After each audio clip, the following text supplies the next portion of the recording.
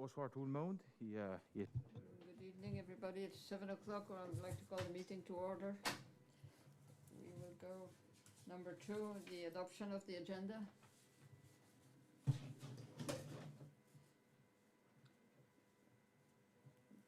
The agenda this evening. If you have errors or omissions on the agenda, please say so. Seconded by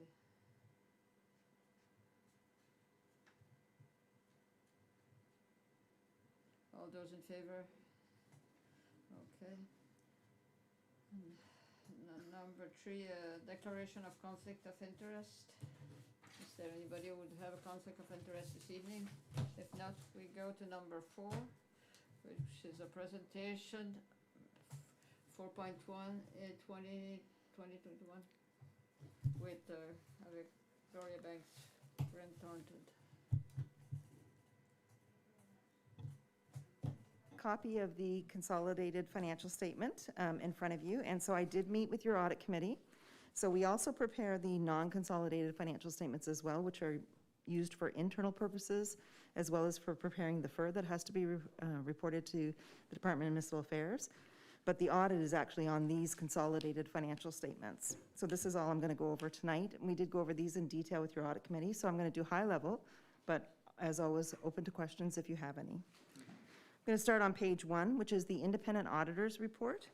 So it is a clean audit opinion. We didn't identify anything while we did your audit that would cause us to have to modify the wording in the report or restrict its use. So you can see the very first paragraphs are the actual opinion themselves. The first paragraph just outlines that these are the financial statements for the municipality of the District of Clare for March 31st, 2021.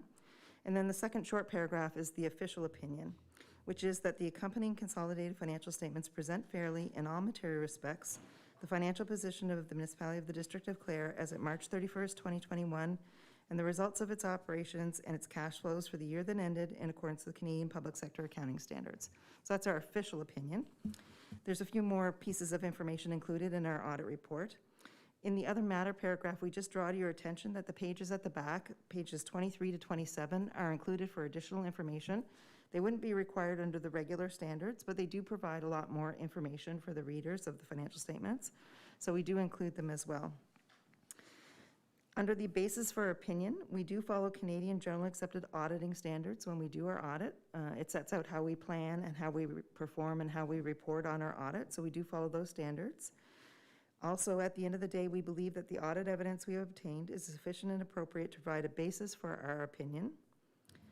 Then there's a section on the responsibilities of management and those charged with governance for the consolidated financial statements. So it is management's responsibility to prepare these financial statements in accordance with the public sector accounting standards. It's also management's responsibility to set a system of internal controls that they feel is appropriate in the circumstances to make sure that the financial data is being properly accumulated and recorded throughout the year, with their goal being that the statements would be free from material misstatement. Also, in preparing the financial statements, they also have to make the assessment on whether or not your organization is what we call a going concern, and that is a test of time for the next 12 months to look out and make sure that all of the assets can be realized to pay off the liabilities if need be. On page 2, at the top, those charged with governance, which is your audit committee and you as council as well, are responsible for the oversight of the municipality's financial reporting processes. So that's not day-to-day oversight, that's a high-level oversight, making sure that you're comfortable that the processes are properly put in place for the financial reporting. And then as your auditors, it's our responsibility to be able to give you an opinion at the end of the day. And our main objective is to obtain what we call reasonable assurance. Reasonable assurance is a high-level assurance, but it's not a 100% guarantee that there might not still be an error in the financial statements. Usually those types of situations will occur when there's been a fraud or some other type of error in the financial statements. But to alleviate that risk, the items that we do are listed in the bullet points here. We identify the areas of highest risk, and that's where we spend more of our audit time to making sure that we've audited the areas where there potentially could be errors so that we can identify them. We have to understand your internal control systems. We do not audit them, we do not offer an opinion on them, but we have to understand how they operate so that we understand how the financial data has been accumulated as well. Then we have to look at your accounting policies, first of all, to make sure that they are in accordance with public sector accounting standards, and secondly, that the ones that you've chosen are the ones that you are following. We also have to conclude on management's assessment of that going concern, which we do agree with management's assessment. And at the end of the day, we have to evaluate the overall presentation, not just of the financial numbers, but also all the notes that are at the back of these statements. And then we're required to communicate that in writing with those charged with governance, dated today. Page 3 is management's responsibility. So under public sector accounting standards, management in writing must take responsibility for these financial statements as well. So I won't go through their report, but it is a standard report attached to your financial statements each year, and it just outlines the responsibility that they take. Okay. So page 4 is the consolidated statement of operations. So these are your revenues and your expenditures for the year. And you can see that we have your budget, we have your actual for 2021 and your actual for 2020. And so I'll just kind of highlight some of the changes from the prior year and from your budget. But in total, you had set your original budget at $8,010,122 for your revenue. You came in at $8,750,036, and last year was $8,257,012. So in total, you're up $493,000 over the prior year, and you're about $739,000 over your budget. If we just look at your tax number, because of course that's the largest dollar value, you are actually very close to your budget, and it's not significantly different than the prior year, but it is a little bit lower. So I just wanted to make sure that I explained why that was. Because you would have seen an increase in your residential taxes, not from your rates, because they remain consistent, but the assessed values that came from PVSC increased during the year, so you would have seen a modest increase in your taxes. D-transfer tax as well would have done very well. But what happened this year is you had a larger amount that you gave back to the fire departments, and that is a reduction of your tax revenue. So you're collecting it and rating for it and then giving it back to them. So that's why it's a little bit lower than the prior year. Just the other revenue from own sources, you can see it was $630,000 was your budget, and you came in at $504,000, and last year was $575,000. The biggest change from last year, of course, you didn't have the Grand Fondo, so that's part of the reason there. And then 2 line items down, the conditional transfers from federal and provincial governments and agencies. So here's where we see the largest increase over the prior year, and a little bit of a difference from your budget to your actual as well.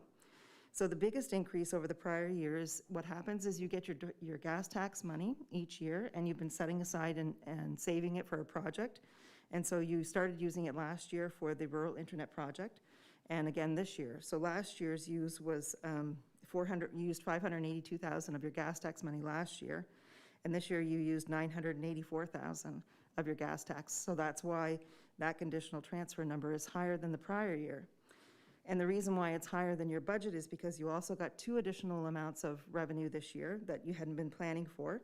And one was your immigration project. It was $227,000. And then you also got the Safe Restart funding for $228,000. So those 2 items were not in your original budget, and that's what causes you to be up. And then in the other category, you don't actually have a budget line item for that. And this year, the $394,000, the bulk of that is the actual money that you got on your insurance claim for the Bellavos Wharf, Cove Wharf project that you did. And last year, it was the pension recovery. So it's a different item each year, and it's not something that you had planned for or expected, so that's why there's not a budget associated with it. Okay? So those are your revenues.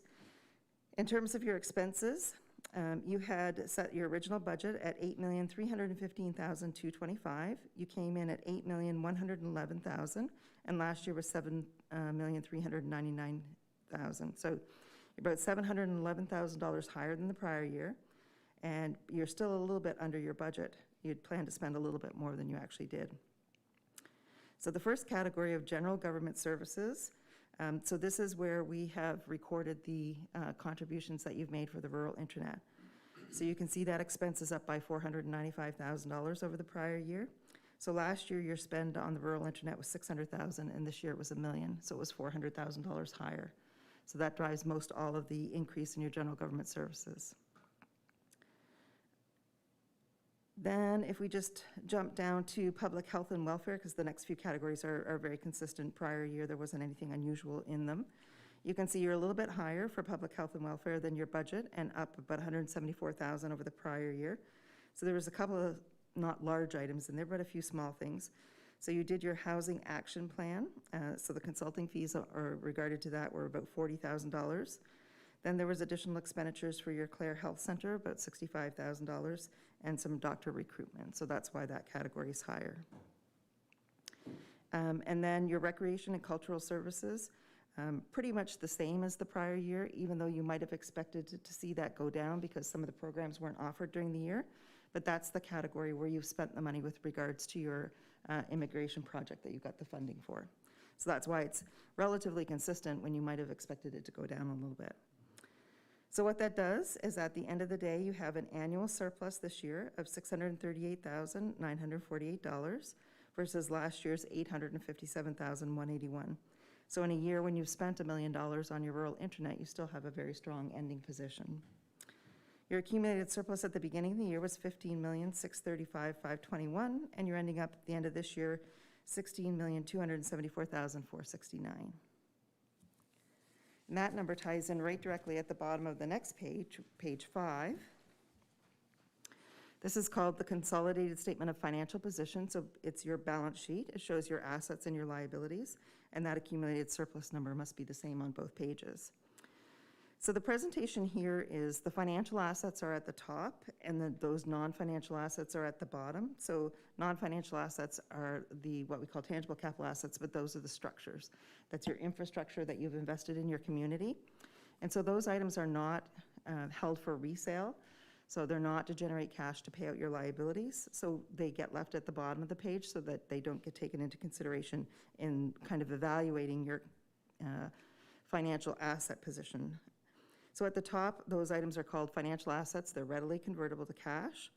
You can see that about 90% of your cash between restricted and unrestricted is 90% of your total financial assets. The unrestricted cash is the restricted cash is the money that you have for your tax sale surplus that has to be set aside until it can be brought into your own revenue. So that's why it's called restricted, because it's not yours as of yet. And so your cash position actually went down this year because of your significant increase in spending by about $8,000, so not a very big amount. Your taxes are in a very good position. Probably we might have thought a year ago that we would think the taxes would go up because you'd be worried about people being able to pay their taxes, but you actually had a very successful year and people were paying their taxes and you kept on top of them, so you're in a very good position for your receivables. The other receivables is down from the prior year. It was $481,000 last year. It's $273,000 this year, and that's because the biggest portion that was in last year's was that remaining receivable with regards to your pension, the closing out of the defined benefit pension plan. So your total financial assets are $7,352,775. On your liabilities side, you can see that your payables and accruals are up a little bit over the prior year. At the end of the year, you still had an amount owing for the synthetic ice surface that you purchased. It was being constructed, and so that was part of the payable at the end of the year, so that's why it's a little bit higher. And there aren't any real significant changes. There's no new debt, so your long-term debt is coming down by your principal payments. And then you can see your deferred revenue has come down quite a bit. That's that gas tax money, the money you'd been setting aside and saving, so you used a significant portion this year. So at the end of the year, you've got $526,000 left. So your total liabilities are $3,697,782. That leaves you with a net financial asset position of $3,654,993, which is a very strong position, and it grew by $338,000 over the prior year. In terms of your tangible capital assets, they did grow this year by $800,000. So the biggest portion of that spend was the Bellows Cove Wharf, $428,000 there, and also the synthetic ice surface of $109,000. So those were the two biggest items that were added in your capital assets. Okay, so those are the two most important pages. Page 6 is just a continuity of that net financial asset position that we looked at on the balance sheet that shows the strength of your organization or the health of your operations.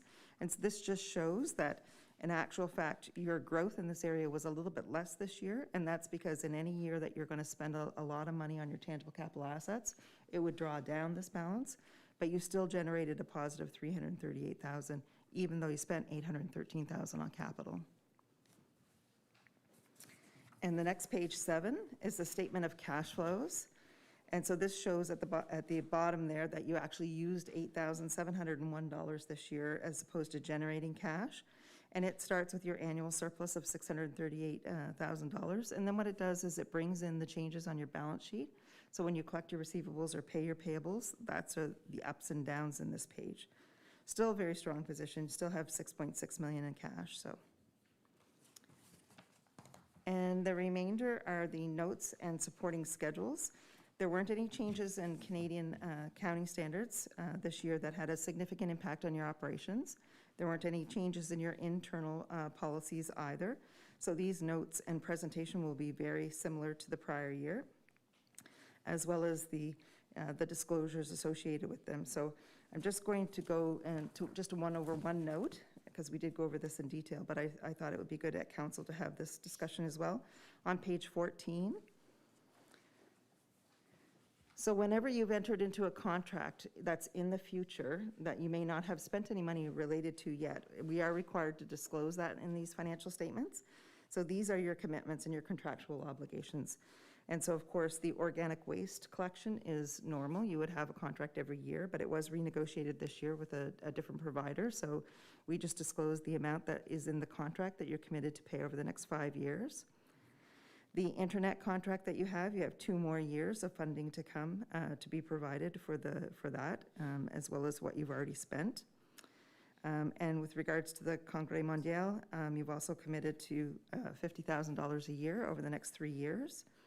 Then for the immigration project, you're committed to spend what they're actually going to give you. It's not that it's going to cost you any extra money, but that is the amount you're going to get that you've committed to spend. Of course, if you don't spend it all, it would have to be returned to the funder at the end of the day.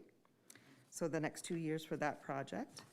And then the last one at the top of page 15 is just for your agreement with the University of St. Anne to build the running track and the soccer field. So you've already got a quote for how much it's going to cost to do, and you're going to get some funding from the Government of Canada and from the province of Nova Scotia. And then it just gives a little bit of information because that's to come in the future.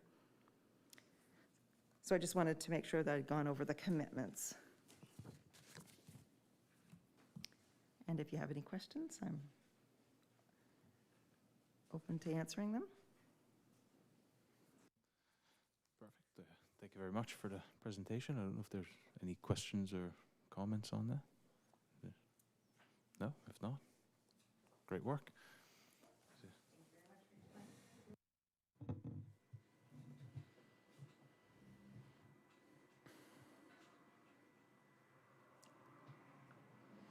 We will move on to number 5, adoption of the minutes.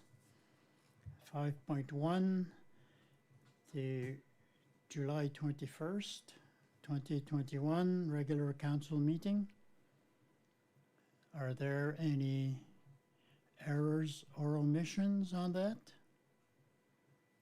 If not, we need a motion. Moved by Councillor Godet, seconded by Councillor Hill. All those in favor? Yes. 5.2, 1st of September 2021, Council in Committee meeting. Any errors or omissions there? If not, moved by Councillor Poitier, seconded by Councillor DeVoe. All those in favor? Motion carried. We'll go on to 6, business arising from the previous meetings. No, there is nothing, so we will go on to 7, the reports of the Deputy Warden's activities. On August 13th, I attended to a virtual meeting with the mayors and wardens with the Honorable Jordan, Minister of Fisheries and Oceans, just to note the questions on public security and the surveillance and the execution during the federal election and the transfer of permits on outside of the area. And on August the 15th, I attended to the ceremony of the flag raising at the municipal office. On August 24th, I attended a meeting of the board of directors of the Villa Acadienne. And on September 7th, I attended a meeting of the audit committee. And on September 11th, I participated in the beach day in Mavilet as part of the initiative for the Francophone communities. And on September 13th, I attended the virtual meeting with WasteCheck. And on September 13th, I also attended the flag raising with Inclusion Clare to note the week for the handicapped. Any questions on that? If not, we'll go to number 8, official statements from members of council. Does anybody have any presentations to do here? If not, we go to number 9, correspondence, 9.1. We have a letter from Ben Cleveland, the mayor of the town of Digby. Thank you.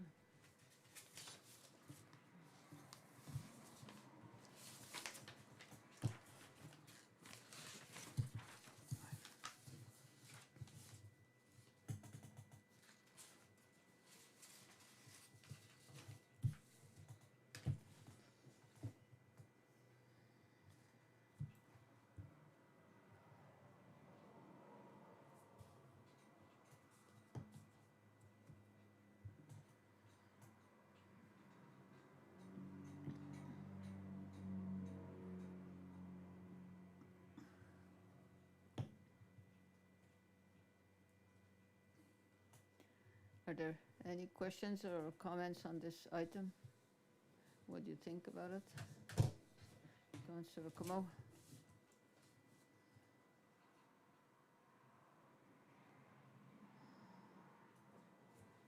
I have no problem to join them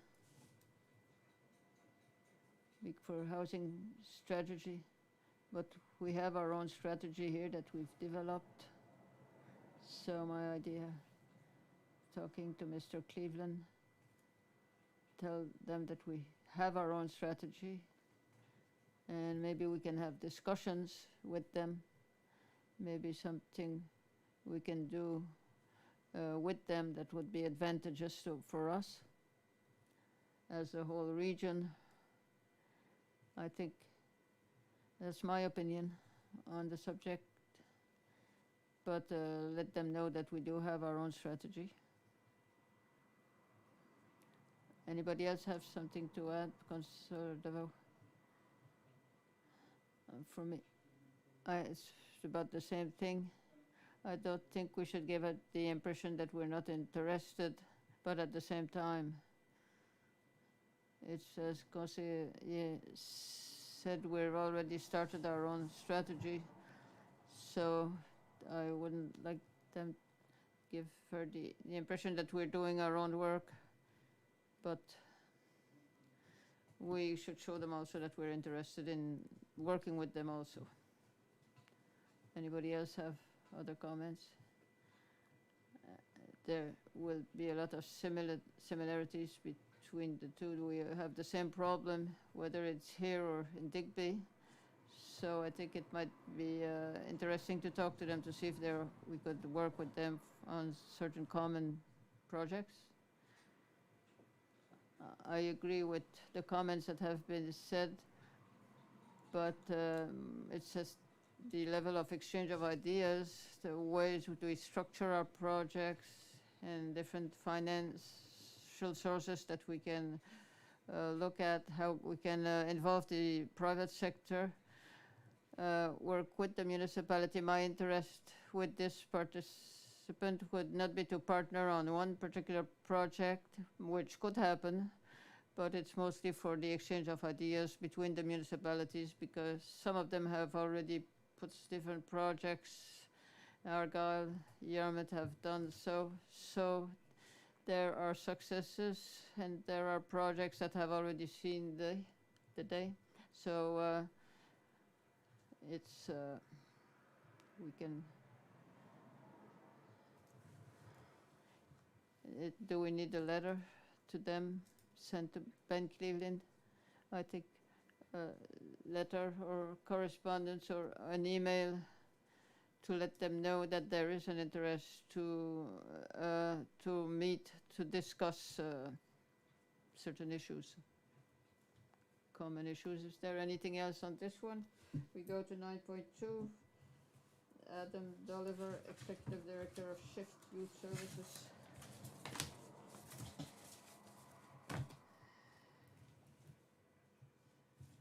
Celebration to be held on Saturday, September 18th, 2021, from 1 p.m. to 4 p.m. at Shift House, 6 Trinity Place, Yarmouth. This is an outdoor event with a rain date of Saturday, September 25th. Shift has been providing essential services to youth in the Tri-Counties for a decade, and we want to commemorate our many achievements. We would welcome you to say a few words at the event. COVID precautions will be in place. As such, space is limited, so we do require that you let us know if you plan to attend. Sincerely, Adam Dolliver, Executive Director, Shift Youth Services.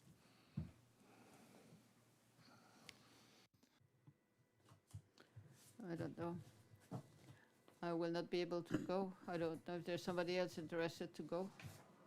It will be this coming Saturday from 1 to 4. Do you want to discuss this possibility? Councillor, I have a hockey tournament in Yarmouth. I'll be in Yarmouth, so maybe I could go there. So if Councillor Como wants to go. I've been there before and I know where it is. Okay, are there any other discussion, Councillor DeVoe? I'm not too, I don't know what this group is about. It says central services. Are there examples of what kind of services they're doing? Because I'm not familiar with the work they do. It's the first time I hear about this group.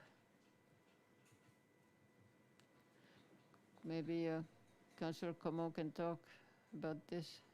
It's a place where to show youth up to a certain age, 24 to 28, who have no place to stay and they need some kind of assistance or to help to get a job or a place to stay. One of my colleagues, a person who's working there at night sometimes, and she explains to me how it works. There are staff there to help these young people to enter on the workforce, to find jobs. And there are young people that have situations that are not favorable. So it's, in general, that's what they're doing. Is there somebody else who wants to talk? I think it's a good organization. So we go to number 10, the Administrative Officer's Report. If you agree, this section on the Enters, I will make it in English. And make-ready work have been ongoing since our last progress report in July. VistaCare has had 2 line construction crews plus splicers working in the area throughout the summer. They are now working on getting the splicing caught up to the construction, as there's currently a lot of place cable that needs to be spliced, but otherwise it's ready to go. Tree trimming and the work from Nova Scotia Power are moving along, albeit slowly. Nova Scotia Power has brought in additional resources, more specifically to aid in advancing the highway and water crossings, because these can take quite a bit of time. We've seen that in our previous assessments in phases 1 through 12, that they are in fact, very time consuming. At present, we have in excess of 300 customers that are now online. In terms of phone service, something new there, which is good news. Mainland can now create new numbers with the local area code, so 837-769-645 or 649. Previously, they could not, so any landline created by Mainland generated a 782 number, which is not always popular. So this is something that the company views as a positive. If we look at the phase updates, right now they are complete. Phases 1 through 8 are complete, and they are now completing installations. So basically, to remind council and those who may be listening, phases 1 through 8, that includes Route 1 from Comoville to St. Bernard, sorry. It includes the New Edinburgh and Bud-la-Rivière area, Ohio to Hassett, all side roads along phase 1 from Comoville to St. Bernard, concession, Patrice Road, Littlebrook Station, concession, Saint-Joseph, PF Como Road, and then going towards Sonyville, from the Cultural Hub to Amiro Road and Sonyville Road, 2nd Division Road, Eustache Como Road, and the Say-Sonia Road. All these areas are now, the system or the network is fully lit, meaning people can subscribe to the services if they so choose. Phase 9, which is Metegan River, D'Entremont Road, and Placid Como Road, the splicing is complete. The CSP cabinet, which is a central splitter point cabinet, basically what that means is the transport fiber which brings the signal, comes into that cabinet, and then from there is spliced out into local distribution fibers to the homes or businesses. So that cabinet is installed and has been tested. So that phase or that piece of the network will be activated within 5 to 7 days as well. So folks in those areas will be able to contact Mainland and if they're interested, to book an appointment for hookup. Phase 10, which is the Metegan connector, the Bonnie Road, Peter Dugo Road, John Thibodeau Road. They're currently awaiting splicing and placement of the CSP cabinet. The cabinet has actually arrived yesterday, so that should be happening shortly. I'm told that in speaking to Mainland earlier today, that they hope to be doing installations within that particular area for phase 10 by the end of the month. So that's coming along well. Phase 11, which is the Sonyville Road to the Maxwellton Road along the 2nd Division Road. They're awaiting trimmers to clean up the bird nest bands, as the nesting season is now considered over. The majority of the cable has been run and the cabinet has arrived, and splicing is underway. So one delay they're encountering there is the water crossing on the Moise Road. So that is progressing, but again, those assessments can take time. Phase 12, which is the remainder of the D'Entremont Road out to the Salmon Lake area. So the placing of the strand and fiber, as well as the splicing, is ongoing. Trimming was especially thick in that area, and the cabinet for that section has arrived and is awaiting placement. Phase 13, which is Highway 1 and the side roads from the Metegan connector to Mavilet. Strand and fiber construction is ongoing, so Vista Care crews are on the road in that part of Clare. Trimmers and pole work are taking place this week. And then the Cape St. Mary's Highway 1 water assessment is ongoing there. Phase 14, which is Highway 1 and side roads from Mavilet to Beaver River. There as well, strand and fiber construction are ongoing. Trimming was completed on the week of August 30th. And pole work is taking place this week. The Salmon River water assessment is ongoing, and basically, in that case, for that particular water assessment, there was one completed not too long ago. So it's just a matter of updating the assessment. So that one, the thought is that it will go significantly quicker than the others for that reason. Phase 15, which is from the Salmon River Road, which includes the Salmon River Road and the Hectanuga Road, as well as other side streets. The make-ready work purchase has been ordered. Mostly trimming work in this section, plus the Highway 1 assessment out by where Herb LeBlanc is at the intersection. Phase 16, which is Salmon River and the Lake Dowsett Road, Bell has submitted their portion of the scope. So this represents the last portion of the route that had to be submitted. So Bell has completed their scoping of that section. We're currently waiting on Nova Scotia Power to complete their section. And finally, Phase 17, which is just some cleanup areas throughout the municipality. Some of the pole work has been scheduled. All the work has been released to NSPI and the trimmers. There was a particular case with Eel Lake, which is basically a lot of posts were lining the waterfront. So those require special assessments, 15 in all. Thankfully, they're classified as grade 2 assessments rather than grade 1 assessments. The difference being a grade 2 assessment can be completed by Nova Scotia Power, whereas a grade 1 is much more complex, requires bringing in engineering firms with special permits, a lot more time consuming, a lot more costly. So essentially, I think or Mainland, I should say, dodged the bullet there. So that's my report for the internet piece. Pour ce qui est des... For the other projects we have, the Veteran Center, we're waiting news about the community building for more inclusion. The total cost for the proposed project for the Veteran Center was 2.3 million.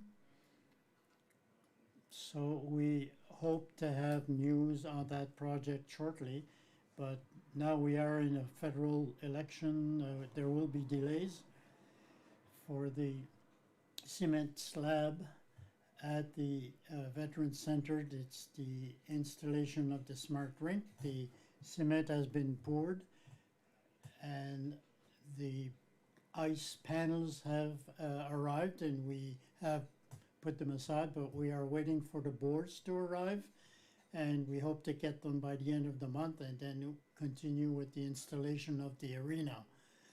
For the fire hole at the Veteran Center, we discussed earlier this summer that we could invest a little to clean it.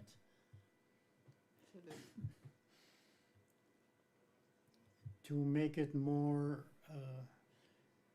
available for the firemen to use it, but we invited the fire chiefs of Meteghan and Littlebrook to meet with us there to discuss our plans about that water hole, and if they have any suggestions or comments.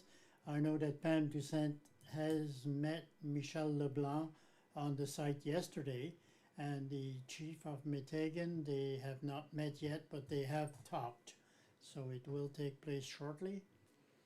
For our public spaces project, because of the provincial and federal elections, we are waiting for a reply from the fund people.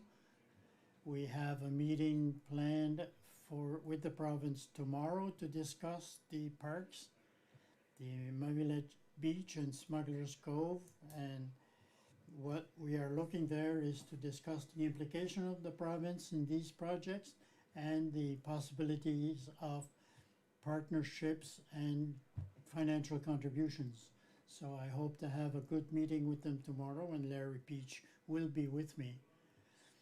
Our request for proposals at the RFP, unfortunately, we only received one tender for that tender call. Other companies were interested with whom we spoke, but at the end, at the last minute, they decided not to tender. So it's a bit a problem, but Larry and I, we have a few concerns with what was proposed and the cost. We thought we had a good budget, but the proposal is over what we had budgeted, and I don't think we can discuss to lower it. So we might not be able to have it. So because of those concerns and the comments from the other companies, our suggestion would be, first of all, to refuse that tender, and secondly, to separate the project and the tender request in other smaller tenders, so that people can concentrate on certain sites in particular. Because the two companies that have tendered to have called to find information, and they said that it was a big project with a lot of work. It would be too big for them. So because of the two companies that were interested, they said that that's the main reason why they didn't submit a tender, because it was a too big a project for now. We thought that by doing it this way, maybe it will allow us to attract more interest to submit, because our financing, we still waiting for our financing from ACOA for our housing action plan. We are given there's submission, ask for submissions for the possibility to obtain pieces of land in the municipality, or people who would be interested to sell us their land that could be used to construct this type of housing. This will be open until the 20th of October if people are interested to submit their lands. It gives them a bit of time, and also expression of interest for sites for the schools of Joseph Digo and Stella Maris. This will all depend on the construction of the new school and when the new school will be ready. We are, regardless, we are aligning our interests for this, and our plan, somebody is discussing with the Acadian Villa to meet the council to discuss the possibilities there for our project of asset management. The representatives of AIM Networks are meeting the staff of the municipality to make an inventory, detailed inventory of what we have, and up to now we're meeting 18th of August and on the 14th of September. The objective is to have our plan completed by the end of December 2021 and at the latest in January 2022. For the sidewalks in Meteghan, the Government of Canada has come up with a new program, and under their program the municipalities are eligible, and the construction of or the repair of sidewalks are considered as eligible projects. So I think we can ask for funding from this for 60% of the cost of this project. Presently, the program has been announced, but they are not accepting any submissions yet. I think submissions will be accepted online. As soon as the program is open, we will be able to apply, and then we can look also at the province to see if we can get financing from them, because I'm discussing with provincial engineers next week to see an update on the plans for the sidewalks, and there's a bit of delay on their side because they have staff changes. So the good news here is that if the government announces that they would cover this, there would be sufficient information for us to submit our submission, even though we don't have a final amount for this project. For the medical center in Clare, we have seen that we have a bit of difficulties with our phone system, and it has been fixed. Our backup did not work, but has been replaced. We're still waiting to see if we will do an upgrade for all our telephones at the health center. And also we're looking to see what kind of different systems could be used there. Chantal Potier and them are working on this with the doctors and the staff. Finally, in our budget for capitals, we had looked at to replace the exam table. We had budgeted 15,000, and consulting with the doctors and the representatives of the company that sell these types of tables, the doctor said that it might be better to restore the one that we have there now, and it would cost a lot less, and it could be used for quite a few years. So it would be a fraction of the cost of 50,000. So we'll be saving a lot there. With what we'll be saving, we will invest it in other areas. We're talking about $400, $500 for other repairs there. It will still end up being ahead for the facing the Bournemouth Road. The work will start this week. Both of them will be done in parallel. Also the buildings for the restrooms will be obtained from JD Composites. For the work at St. Anne's University on the track, we have given them For the track and field at St. Anne's, the saw that was supposed to be removed was removed. We looked at the sewer system that was displaced because it should not go under the grounds. There were more USM and fill that we had planned, so it created a delay in the project, which means that we will have the substantial completion this fall, except the rubber for the track.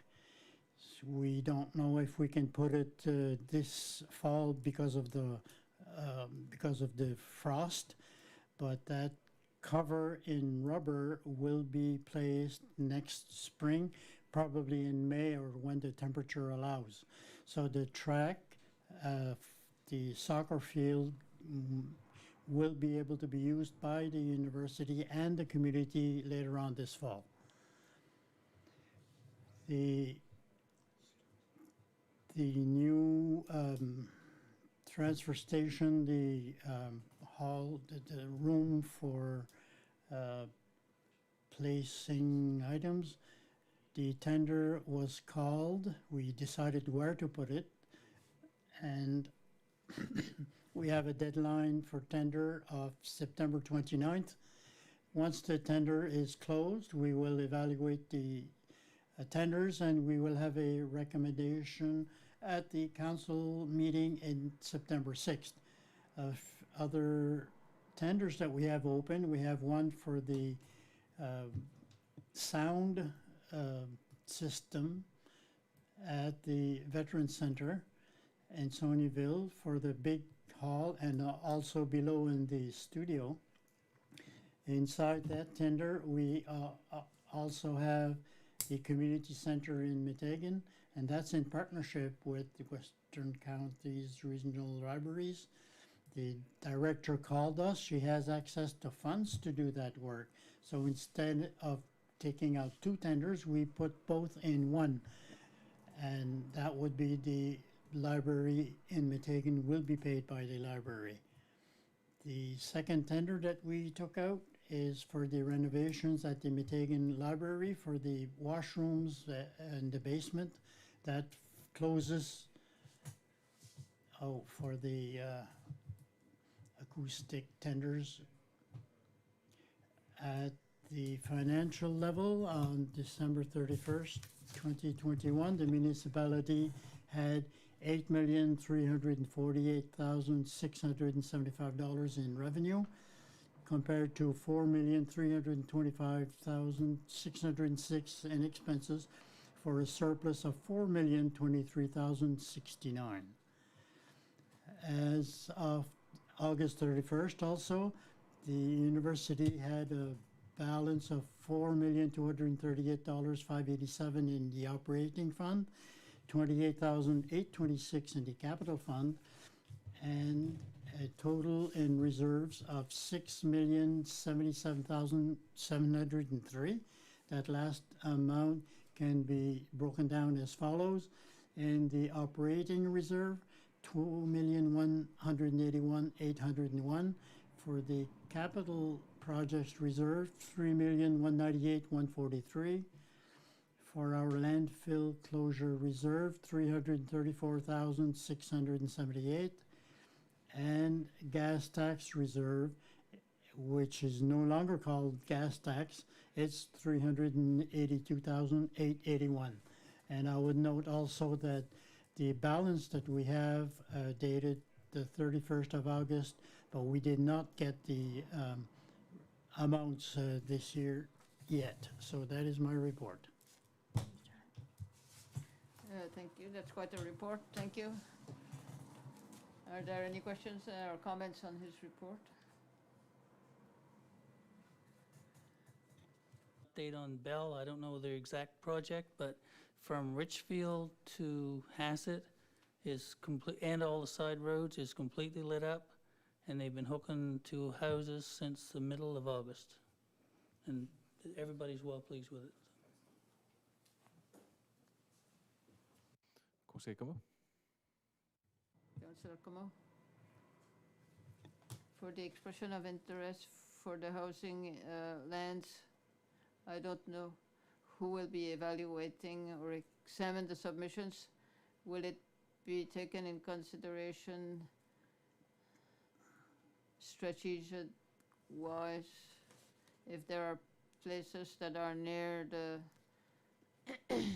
the sidewalks or near the university or other positive aspects? Will these be taken into consideration in the ask of submissions, the tenders called? We, NXP, we have just a short list of 4 things that we will take into consideration: crosswalk, being able to a central wastewater, and there's 4 items of what we will doing. If it's to establish, to see if there is, we want to see who would like to sell and what they have to sell, and then we look at what would be more strategic for the municipality with regards to our other project, housing project. We know there's a need in Sebanor for housing, or Metegan, because it's more of a commercial zone. So we will be refine that to have, if we have about 20 of them, we will maybe shortlist them, which ones would be more advantageous for us, and then we will go to meet these people for more detailed information on the lands that they're proposing. Whereas also in the interior of Clare on 340, there are needs there also. So we want to see where are the most needs, what kind of housing would be necessary for each of the regions in Clare, and try to find solutions, whether it be the municipality, and that we can match the land with development of a private sector. This would be the ideal situation if we could interest the private sector or investors from outside the area to participate. Another question for the $3.5 billion for the Veterans Center, what is the contribution of the province? I have it in my report, we had put a budget of, with the contingencies, $2,300,300, and the municipality would have approved a contribution of $529,423, around 20, a little bit less than 25%, probably 23%. Are there any other questions? Affordable housing, I mentioned to Stefan that possibly the Havelock Community Center might be a good fit because we already own the land and there's room for 10 or 15 units in there by the looks of the area they have. I've already spoken to the community center board and they're good with it if it would happen. And Canada Post already has the postal system there. I just thought, you know, something to take into consideration where we already own it.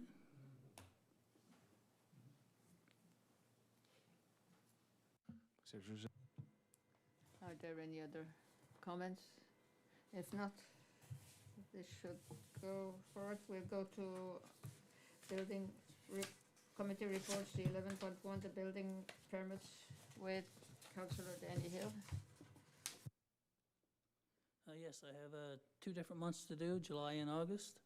In July of 2020, we had 134 permits issued for a value of construction of $6.1 million. And the past July of 2021, we had 174 permits issued for a value of construction of $37 million. And for the month of August in 2020, it was 175 permits issued for a value of construction of $6.7 million. And the past August, 2021, it was 202 permits with a value of construction of $39,837,000.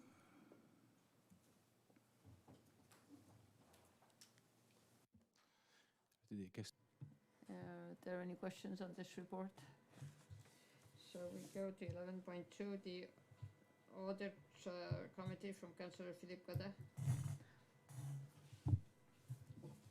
The committee, audit committee met on the 7th of September with the auditors to look at the our fiscal reports that ended on 31st of March 2021. The audit said how we had good financial report and the cooperation of the staff. As indicated earlier, the municipality has received a clean audit with these conclusions. The audit committee recommends the following actions. 1, that the operational surplus of $776,304 for this should be transferred to the operational reserve, and 2, that the municipality of the district of Clare approves the audit of 2020 and 2021 as presented by Grant Thornton. So we will,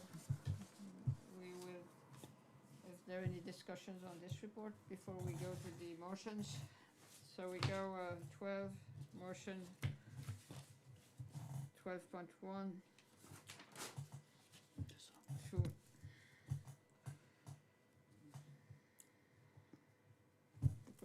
transfer the surplus of $766,000 from the operating fund to the operation reserve.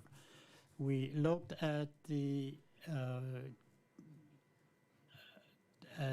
financial statements, and we are okay with the recommendation to transfer. Is there any debate on this? We need a motion.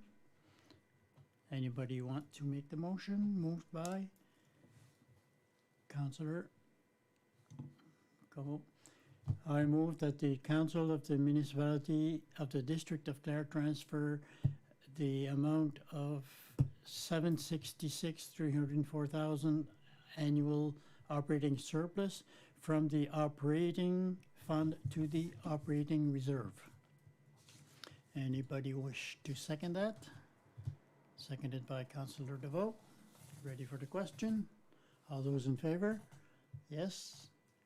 Against? Motion carried.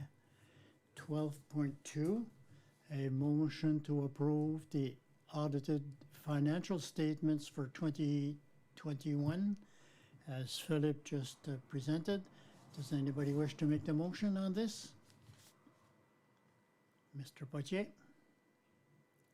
Mr. Godet?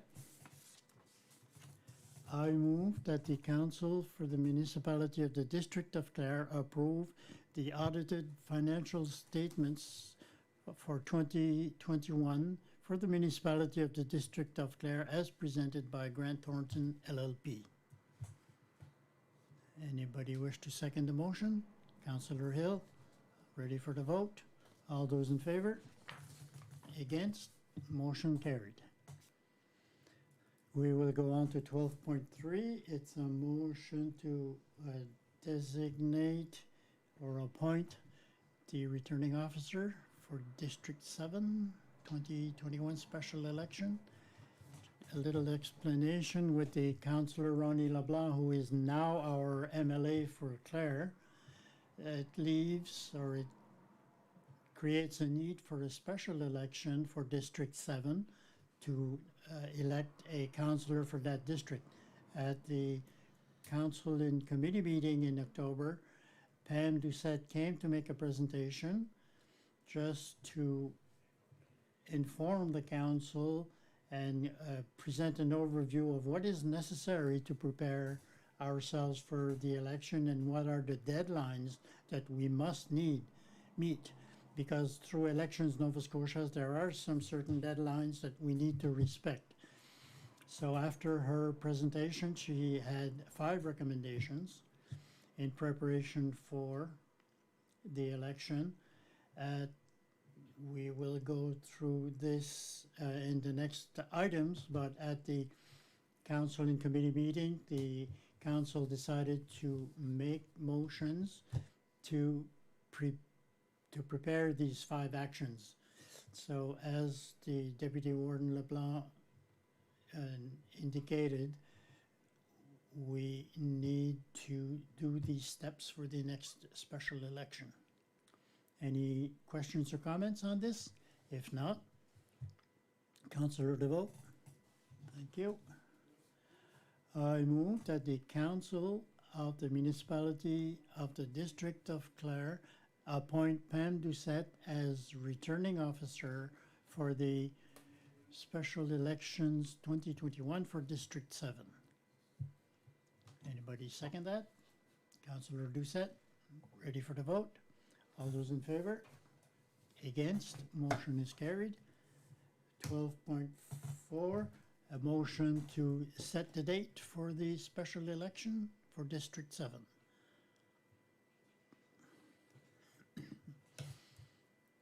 Councillor Poitier. I move that the council for the municipality of the district of Clare set November 20th, 2021 as the date for the special election for District 7. Who seconds that? Councillor Doucette. Ready for the vote? All those in favor? Against? Motion is carried. Now we need a motion 12.5 to select a type of election for the special election 2021 in District 7. Councillor Hill. I move that the council for the municipality of the District of Clare have a hybrid election with electronic voting during the advance polls from November 12th, 2021 up to and including November 20th, 2021, and paper ballots on election day, November 20th, 2021. Checkez-vous l'appui sur là, puis par conseiller devant, pour la question. Tous ceux en faveur? Contre? Motion approuvé. 12.6, ça fera une motion pour déléguer le pouvoir d'approbation tarif des honoraires et des dépenses électorales. S'il y a des questions de discussion sur ça, je vous inquiète pas à faire la motion. Conseiller de vous.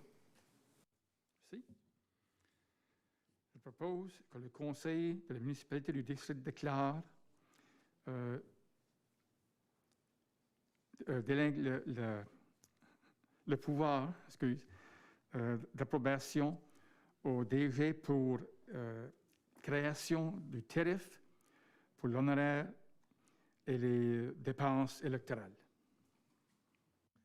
Quelqu'un qui voulait appuyer sur là? Appuyé par conseiller Hill.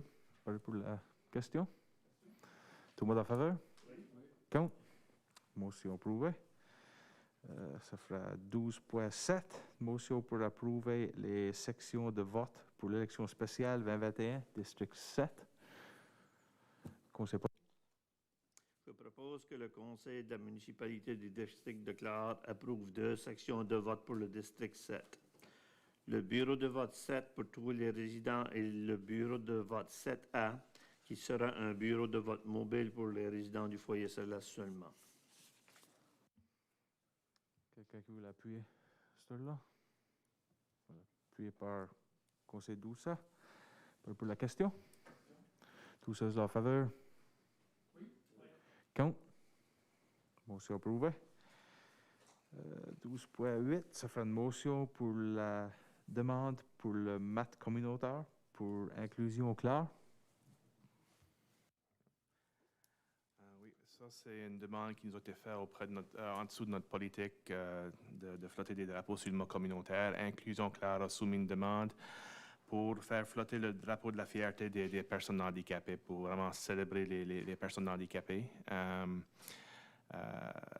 Et ceci, c'est dans le contexte d'un événement spécial ou d'un festival ou d'une journée de fierté qui vont avoir lieu, je pense, le 19 novembre. 19 septembre plutôt. Alors, la demande d'inclusion Clare, ça respecte tous les termes et les conditions de notre politique. La demande a été rue complète par le personnel. Et la recommandation, c'est qu'on accepte leur demande de faire flotter le drapeau de la fierté pour les personnes handicapées sur notre mot communautaire ici à la municipalité. Des questions ou des commentaires sur ce là? Sinon, Jacques qui fera faire la motion. Conseiller Hill. I move that the municipality of the District of Clare approve Inclusion Clare's request to fly the Disability Pride flag on the municipality's community flagpole from September 13th, 2021 up to and including September 19th, 2021. Appuyé par conseiller Doussa. Pour la question. Tout le monde en faveur? Oui. Contre? Motion approuvée. 12.9, c'est une motion pour envoyer une lettre d'appui au Far Out Festival. Si tu l'as dit, Chuck, non? Oui, juste à titre d'information, c'était un peu une demande dernière minute, mais je suis fier de pouvoir qu'on a pu les accommoder. C'est Far Out Festival, ils font une demande auprès de Patrimoine Canada pour du financement pour leur festival. Comme partie de leur demande de financement, il faut qu'ils montrent qu'il y a de l'appui communautaire pour leur festival. Alors, dans le passé, on leur avait écrit une lettre d'appui. Je pense que la dernière qu'on avait écrite était en 2017 ou 2018 pour une demande semblable à Patrimoine canadien. Alors, ici, c'est bel et bien ça, c'est une lettre d'appui. Ils ne nous demandent pas pour du financement, c'est simplement une lettre pour confirmant notre appui pour leur festival, pour qu'ils puissent l'inclure dans leur demande de financement. Des questions? Jacques qui veut faire la motion sur ce là. Conseiller Doussa. Je propose que le conseil de la municipalité du district de Clare envoie une lettre d'appui au Far Out Festival comme partie de leur demande de financement Patrimoine Canada. Jacques qui voudrait appuyer. Conseiller Godin. Pour la question. Tous ceux en faveur? Contre? Motion approuvée. Oh, question là-dessus? Est-ce qu'il y en a quelqu'un qui a appuyé celui qu'on a fait avant, celui du... C'est peut-être moi qui... Celui du... pour le inclus... Est-ce que quelqu'un qui a appuyé celui-là? Oh, OK. Ouais, est-ce que conseil 12 ça va appuyer ce là? Ouais. Ça, set, là, set, c'est... Elle était appuyée à ça? Oui, elle a appuyé. Elle a appuyé, ça fait parler pour la question. Ouais. Fait que si vous êtes parlé pour la question sur ce là, tout le monde en faveur? Contre? Motion approuvée. Ça fera une motion pour 12.11. As-tu skippé une là? 12.11, ouais. 12.10, m'excuse. 12.10, motion pour approuver le financement. Oui. Dans le passé, on a souvent donné un montant de 500 au Far Out Festival, puis c'était pour défrayer les coûts associés à l'estrade, pour monter l'estrade en préparation pour le festival. L'estrade, c'est l'estrade municipale. On les emprunte tous les ans pour leur festival.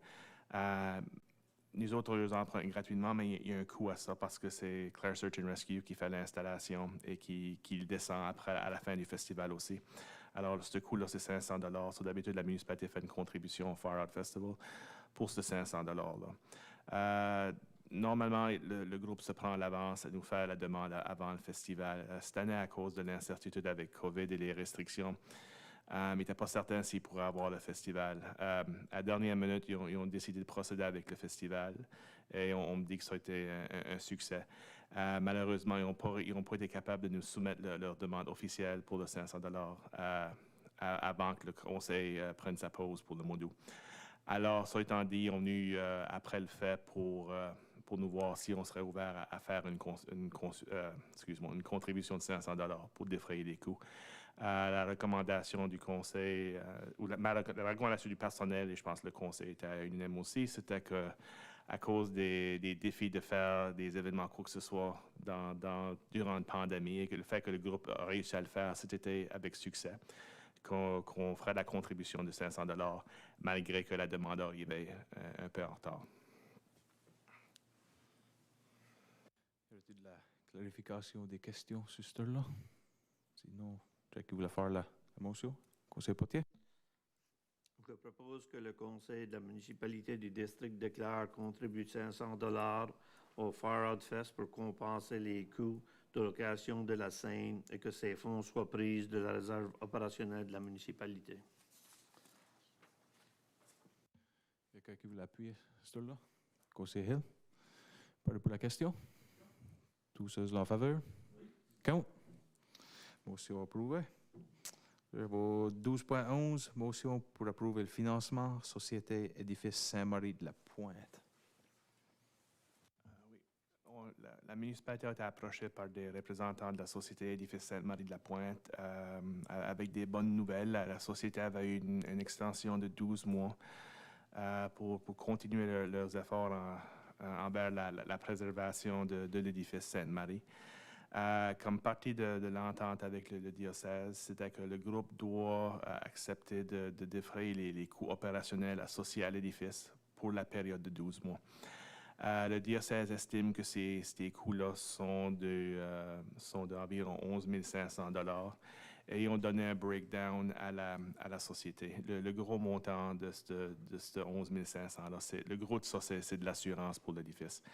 Alors, les représentants de la société nous ont demandé si que la municipalité serait prête à faire une contribution, un peu un one-off, mais une contribution pour les aider dans leur démarche, puis de contribuer envers ces coûts opérationnels, qui n'est pas normalement quelque chose qu'on fait.